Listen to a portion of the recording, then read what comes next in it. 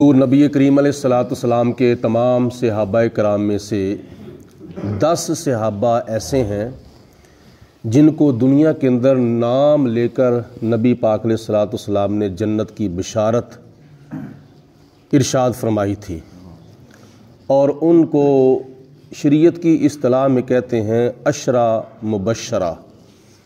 عشرہ کا معنی ہے 10 اور مبشرہ کا معنی ہے جنت کی خوشخبری پانے والے۔ اعلیٰ حضرت امام احمد رضا رحمۃ اللہ تعالیٰ علیہ نے سلام شریف کا شعر ان کے بارے میں ایک تحریر فرمایا ہے، وہ 10 جن کو جنت کا مجدہ ملا، اس مبارک جماعت پہ لاکھوں سلام۔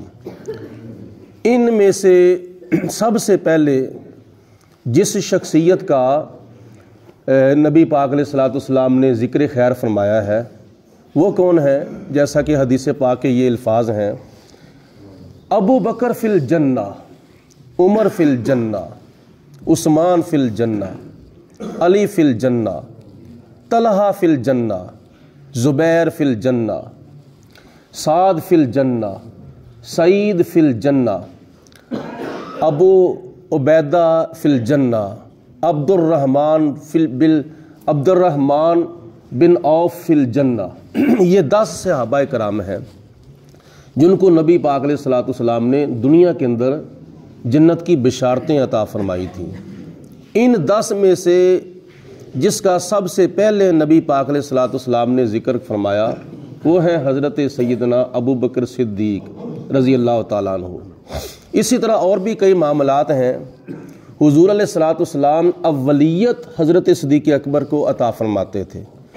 اس کی وجہ یہ ہے کہ ساری امت میں سے سب سے پہلے جس نے حضور کا کلمہ پڑھا تھا وہ حضرت سیدنا صدیق اکبر ہیں۔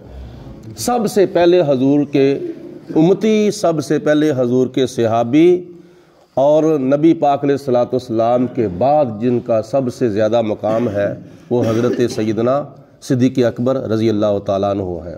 بخاری شریف کے حدیث پاک میں آتا ہے، حضور علیہ السلام کی جب بتقاضۂ بشریت طبیعت خراب ہوتی تھی تو حضور علیہ السلام نے ایک مرتبہ ارشاد فرمایا کہ اصل الناس، کیونکہ آپ مسجد نبوی شریف میں دیر سے تشریف لائے، صحابہ کرام نمازی مسجد میں صفحے بنا کے بیٹھے ہوئے ہیں اور حضور علیہ السلام کا انتظار کر رہے ہیں، تو نبی پاک علیہ السلام نے حضرت عائشہ صدیقہ سے پوچھا، اصل الناس، کیا لوگوں نے نماز پڑھ لی ہے؟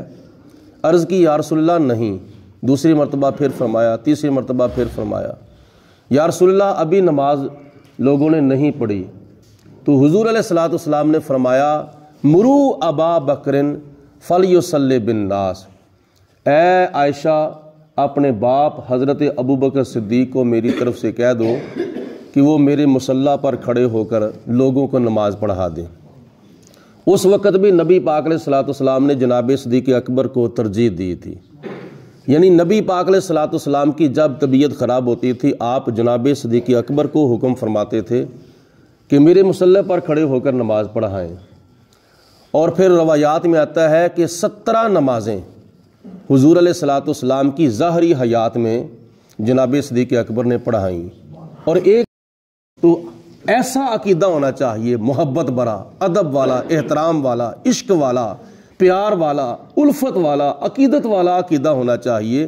جس عقیدے کے اندر حضور کی محبت نہیں اور اللہ کے پیاروں کا پیار نہیں وہ بھی کوئی عقیدہ ہے؟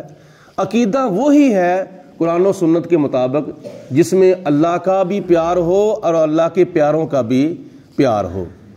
تو یہ جناب صدیق اکبر رضی اللہ تعالی عنہ کی کئی اولیات ہیں کہ نبی پاک علیہ السلام نے کئی معاملات میں جناب صدیق اکبر کو ترجیح دی تھی۔ صحابہ کرام باقی بھی تھے، بڑی بڑی شالوں والے صحابہ کرام، بڑی بڑی خصوصیات والے، بڑی بڑی خوبیوں والے صحابہ کرام بھی تھے، لیکن جتنی وفائیں حضرت صدیق اکبر نے نبی پاک علیہ السلام سے کی ہیں تو وہ وفائیں بھی جناب صدیق اکبر کی بے مثل و بے مثال ہیں۔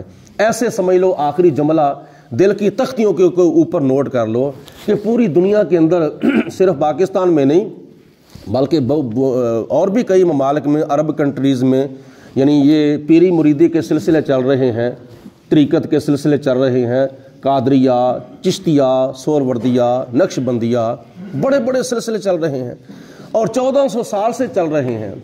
हज़रत सिद्दीक़ अकबर से, हज़रत उमर फ़ारूक से, हज़रत उस्मान गनी से, हज़रत मौला अली शेर खुदा से ये सिलसिले चल रहे हैं तरीक़त के।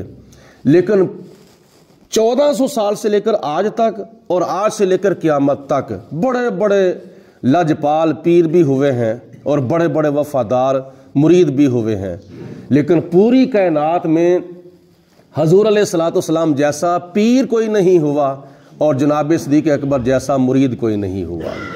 वो पीर भी बेमिसल बेमिसाल हैं, ये मुरीद भी बेमिसल बेमिसाल हैं। बाकी जनाब सिद्दीक़ अकबर का कुछ ज़िक्र खैर नबी पाक अलैहिस्सलाम के साथ वफ़ाएँ करना और नबी पाक अलैहिस्सलाम के दीन की तबलीग करना और दीन के लिए सख्तियाँ, परेशानियाँ, मुसीबतें बर्दाश्त करना, इसका कुछ ज़िक्र खैर जुम्मतुल मुबारक के खुतबा में होगा।